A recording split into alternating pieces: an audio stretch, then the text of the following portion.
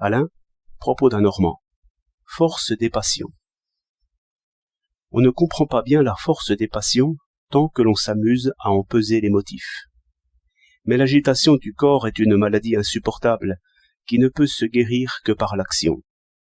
Un homme assez tranquille pour l'ordinaire et bon juge des biens et des maux disait souvent « Je ne puis éprouver la passion de l'amour à la seule vue d'une femme qui ne m'a encore rien promis.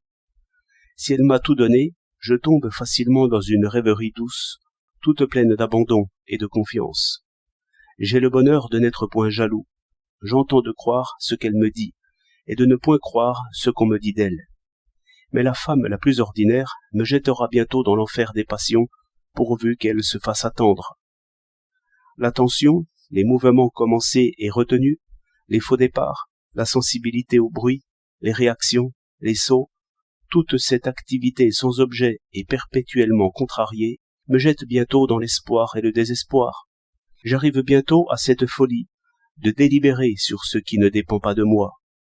Par cette agitation, les opinions les moins vraisemblables trouvent créance. Tout l'univers m'atteint et me trouble par ces bruits.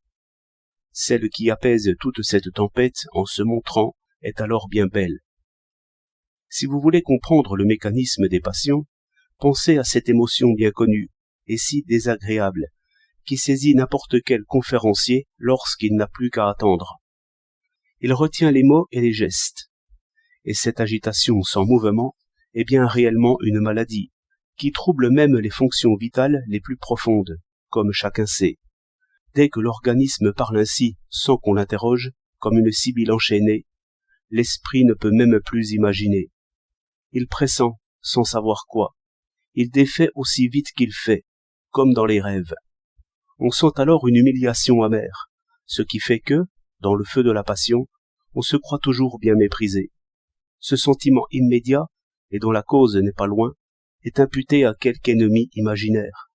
On se venge toujours de sa propre passion, et sur l'autre, et toujours injustement.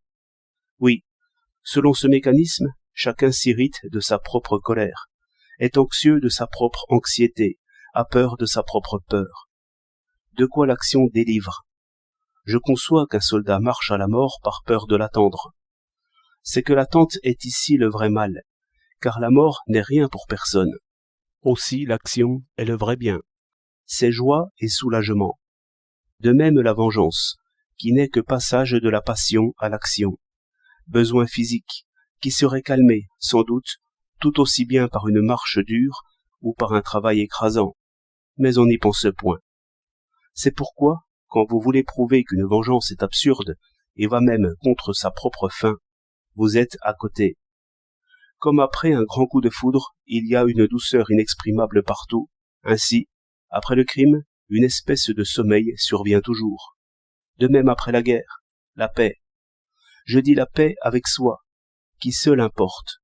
Et la guerre, considérée dans son fond, est toujours l'effet d'une fureur contre soi. 19 mars 1914